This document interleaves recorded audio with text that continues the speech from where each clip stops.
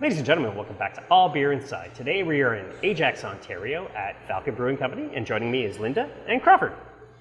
Good morning. Hi, how you doing? Thank you very much for taking time out of your obviously busy schedule to speak with us about your brewery today. You brought me out some fantastic looking beers to try. What's number one I'm drinking here? Red Falcon. Okay. That's the original beer that Jim Williamson and Bill Perry, when they started the company in Stouffville, they contract brewed Red Falcon. And we didn't have bricks and mortar then, they just sold it out through the beer store. It's an Irish red. Okay. It's a 5%. Okay. Ooh, very tasty. It's been popular now for 7 years. Yeah, I guess so. About Pretty 7 much, years, yeah. It's nice. It's got a little bit of smokiness to it that I wasn't expecting. It's the malt, yeah. It's a very nice beer. It's very solid. Like you said, this is your flagship, so it's very solid, very tasty beer. I quite enjoy this, and I look forward to trying everything else. But in the meantime, so I read your story online, but for those who don't know, what's the beer story with Falcon Brewing? Like you said, you started contract, but where does everything begin? Jim Williamson was a publisher, published magazines and books, and Bill Perry was a magazine writer. He wrote for the beer store and places, so they just thought it was a good idea if they started their own company. I contract brewed, found a chap with a recipe that they liked, and contract brewed. It was first called the Red Tractor. Okay. At that time, the owner of Bose was going to sue us because he had a green tractor on his label, but no wording. So then they changed it to Red Falcon, and I can't really say where that name come from particularly. But then the beer company itself was called Stouffville because we were going to build in Stouffville, and that didn't work out. And so we found this place in Ajax. Nice. Ajax is quite the mix of residential and industrial, which is nice too. I'm sure you get people happy hour before on the way home. It's absolutely pretty helpful. Yeah. It's a great neighborhood. This people have mortgages, kids, dogs, and everything, and they like to stroll on up. Yeah. That's great to hear. And so you've been in this location since, from what I saw, 2017? Yeah. Oh, it's awesome. It's a very nice place too. Just pulling up, I'm like, oh, it's right there. It's right off a major road, so it's very convenient to get to.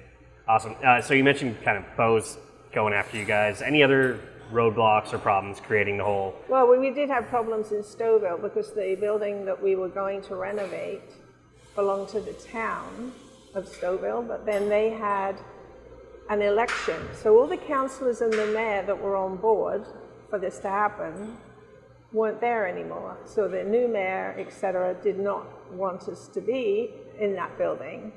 So then we just moved to Ajax. Nice. And what made you decide Ajax and not Whitby, Oshawa? Well, we did look.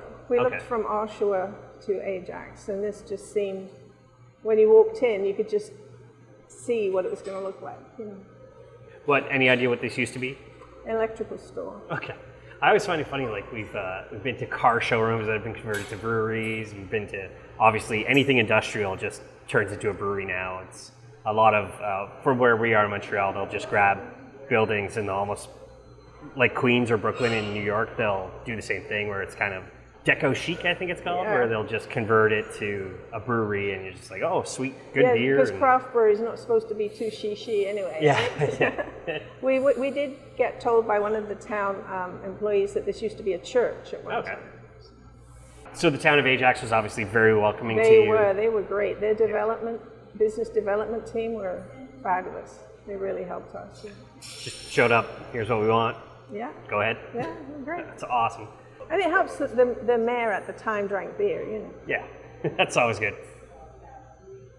We need a prime minister who drinks beer to let beer across Canada happen, so I could sit back in Montreal and get a Falcon beer delivered to my house. So. Yeah, it changed a lot, didn't it, over the years?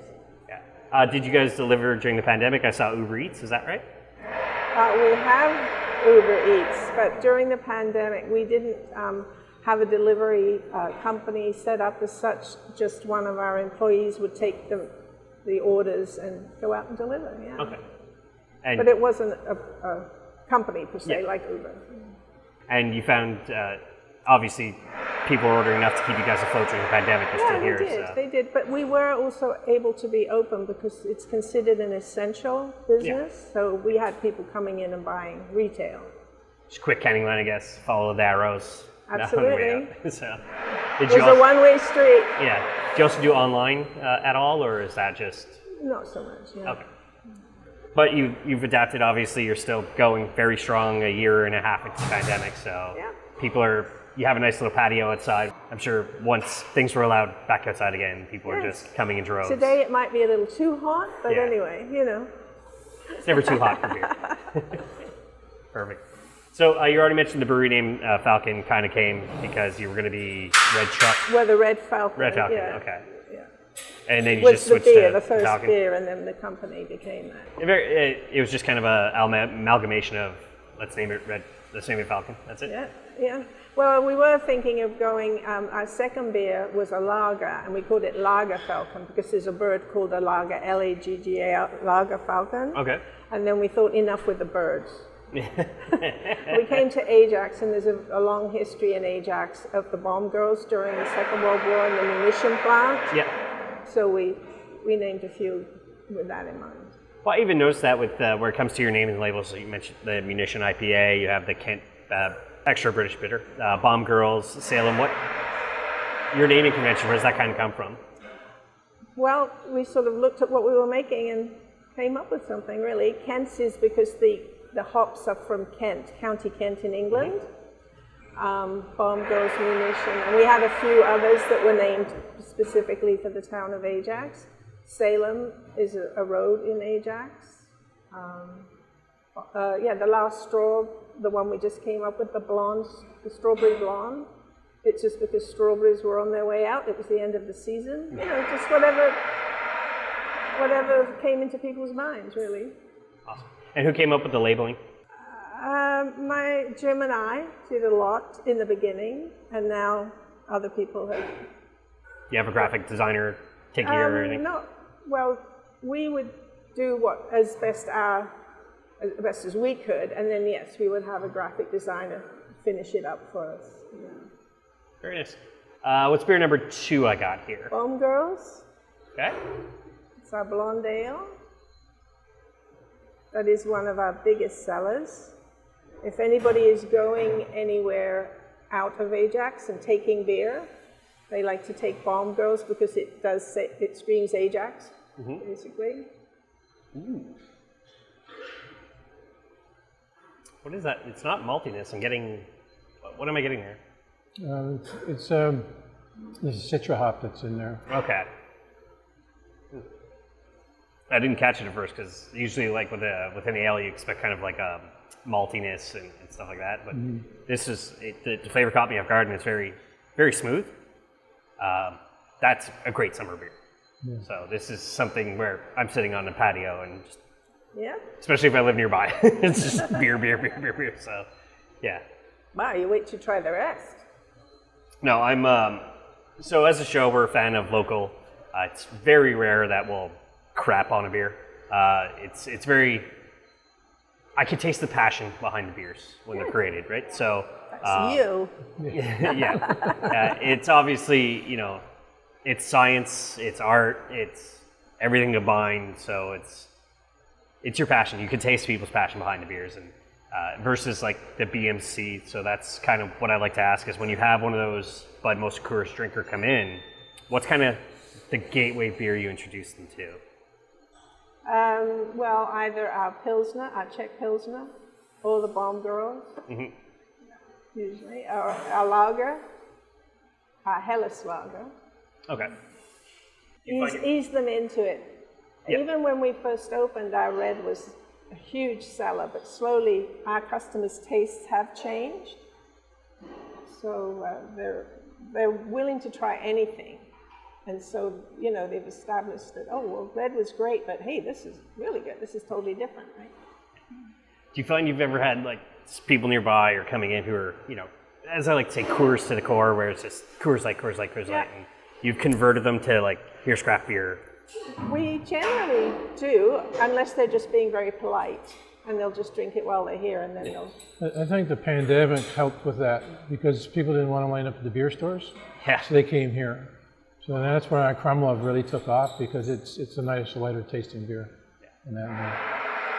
Do you find with the pandemic, especially people in the area, you were getting people you weren't getting before who were wanting to support local? Because obviously every single fellow Canadian I have on my Facebook is like, oh, I'm never buying anything from a major corporation again, I'm supporting local. So my response would be like, go to your local beer store. You don't drink beer, somebody in your life does, but get a gift card, get merch. So just, you know. And that's what was happening here. Is like people wanted to support the locals. Like I say, they slowly got introduced to these beers, and so it's been picking up better. So we have sold a lot more can-wise to new customers. A lot of the customers came in, didn't know we were here. And I think a lot of it helped because of the pandemic, because they wanted to go somewhere else to get the beer instead of in the beer store. Okay, so the third one you have there is the Krumlov. Yes. That's, All right. And what is this beer about? It's Czech Pilsner. Okay. What's the what's the alcohol on this one? 4.6. 4.6? Okay. Super light, ultra clean. A new person, an introduction to craft beer that's usually drinking Bud Light. So Crawford, what was the first beer you ever brewed? Ever? Yeah. So homebrew, like Homebrew ever. wise, basically you tried to, you buy the kit, and it was Molson's X kit that I used to brew at home. And then I cut a little bit of sugars out of it and try to tone it down a bit. And so I brewed that for a while and ended up having way too much of it at home. And all the neighbors were drinking it, they all liked it. So finally I had to cut that out, whatever. So then I didn't brew beer since the mid 80s till 4 years ago I came here. Okay. So have you, 2017, so it's only 4 years you guys have really been in this location. Have you brewed or collabed with any local companies for another beer, whether it be like a coffee place, or as we call them in Quebec, a Trompe Capteur, I believe? Yeah, no, we had, back when we started, the last brewer that was here, he did one collab with Home and I'm not brewers, sure. right? The home brewers, weren't they? No, they were in after. We had a homebrew club come in and we did stuff with them. Okay. But this other gentleman, he went around, I think, selling hops and stuff. So he wanted to pick up some particular flavor beer, so we did a collab with him.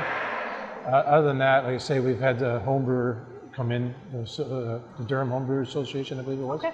They came in and we did a brew here with them. And basically that's about it, I think, so far. Is there anybody you'd love to do a collab with, whether it be brewer, like I said, coffee shop, maybe a donut place, because their pastry stouts are becoming a big thing? Anything kind of local or imaginative-wise, North America, worldwide? Is there that one penultimate brewery that you'd love to collab with? It's going to put you on the spot. I know. It's not an easy question to answer for a lot of people. Yeah, it is. Because actually, I haven't really thought much about doing it late in the last year or so, because going through the pandemic and stuff, and where we've had to go up and down, and it's been a constant, more or less thinking back here. Yeah. So I never really had put that thought in, like at this point. So maybe at some point. We do make a coffee porter, and we do use a local coffee producer. Okay. And who are they? Treble Cop. Okay. And so we try to source most things locally. I think I saw them at Five Paddles as well. They have a list of people they've worked with, and I'm pretty sure I saw Treble Cock as well on that list. So they seem pretty popular. Yes. Which is great. That's awesome.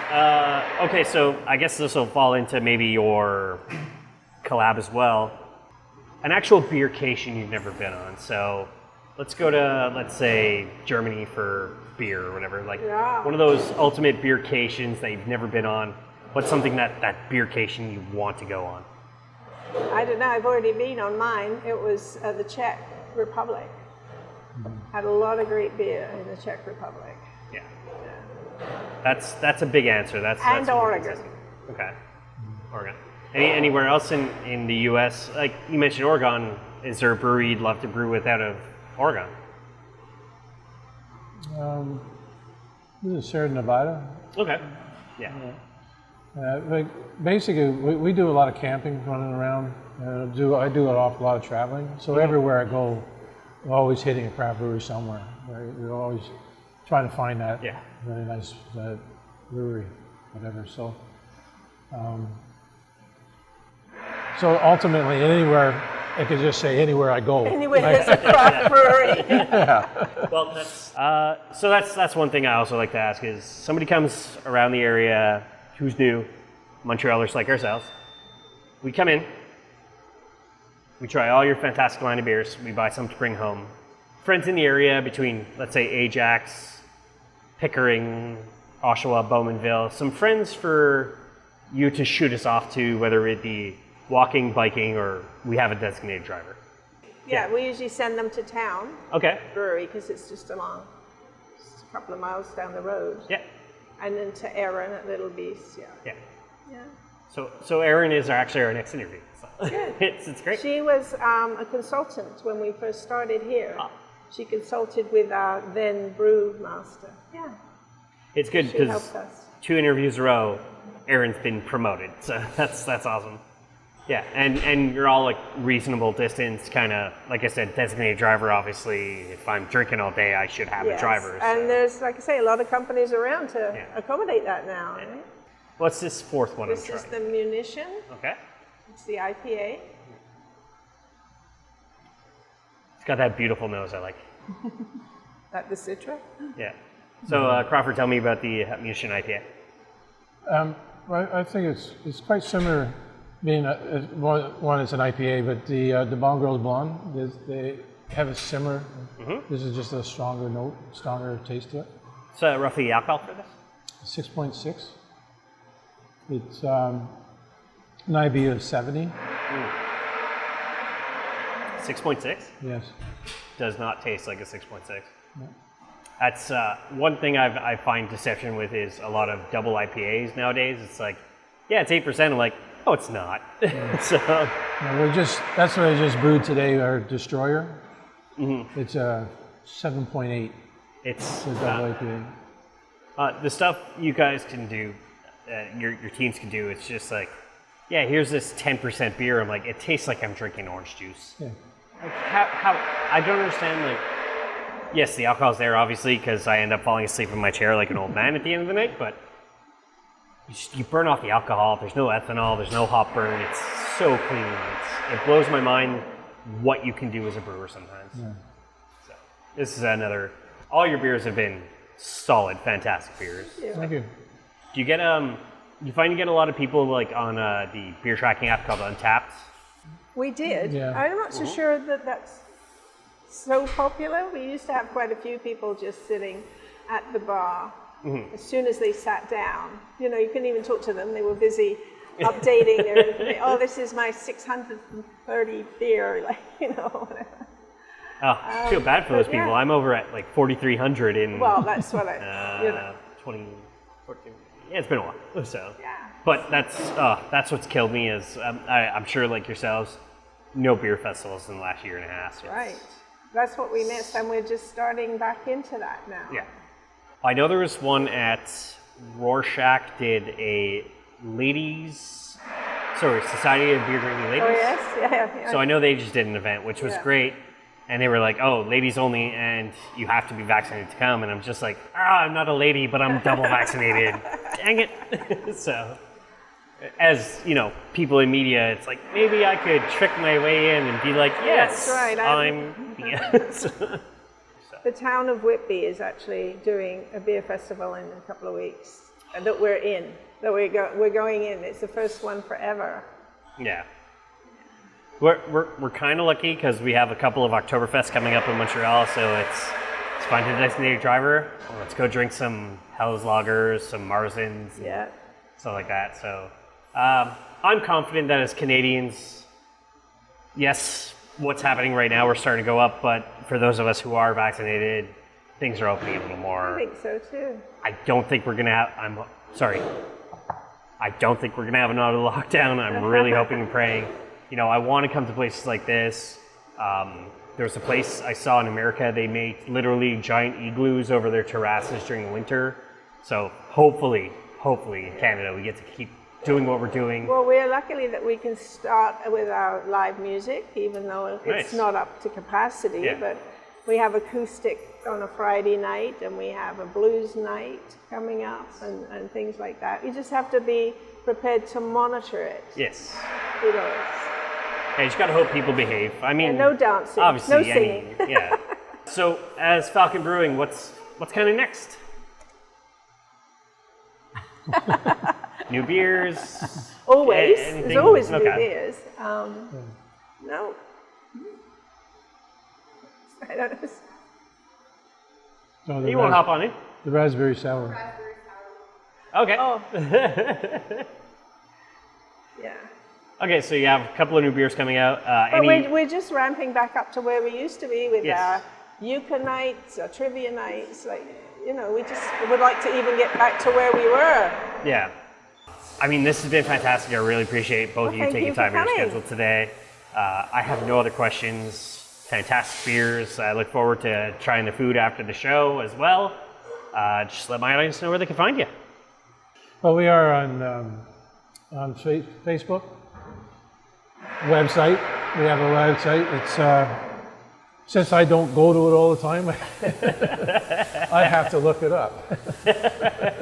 Falcon Brewing Company. Yeah, we're the falconbrewingcompany.com. Okay. Falcon Brewing Company on Twitter, @Twitter, whatever it is. I don't do Twitter, don't do Instagram. 30 Barr Road, BARR. 30 Barr Road in Ajax, South Ajax. Awesome. So all of this will be in the show notes, address, social media, everything on the show notes. If you enjoyed this episode, notification and subscribe button always helps us. As for us, allbeerinside.com is the website. If you want to follow me, it's @KillerCarbDM. As for the show, it's @allbeerinside on all social media. And as I say at the end of all episodes, drink craft, not crap. I love it.